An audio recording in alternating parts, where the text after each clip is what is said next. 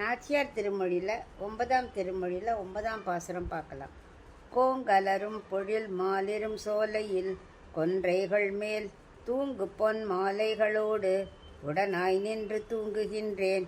பூங்கொள் திருமுகத்தே மடுத்து ஊதிய சங்கொலியும் சார்கவில் நானொலியும் தலை பெய்வது எஞ்ஞான்றுகளோ. இப்போ இதுக்குள்ள அர்த்தம் பார்க்கலாம். கோங்குன்னா அது ஒரு மரம். அந்த கோங்கு மரத்தில் மலர் நிறைய பூத்திருக்கு. அப்படிப்பட்ட மாலிரும் சோலை மலையில் அது கொன்றை பூக்கள்லாம் நிறைய மாலை மாலையாக தொங்கின்னு இருக்கான். அதை இப்போ அந்த மாலைகளை யாருமே உபயோகிக்கலையாம். ஏன்னா அது ஆக்சுவலாக சிவனுக்கு பூஜை செய்ய இடம்.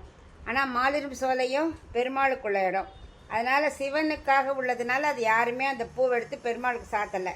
அதனால் அந்த பூ அப்படியே தொங்கிகிட்டே இருக்கு மாலையாக. அந்த மாதிரி தான் நானும் இப்படி வீணாக கிடைக்க. ஏன்னா பகவான் என்னை கூப்பிடலை. மானிடருக்கு நான் இப்போ கல்யாணம் பண்ணிக்க மாட்டேன்னு சொல்லிட்டேன். பகவானும் இன்னும் வரல.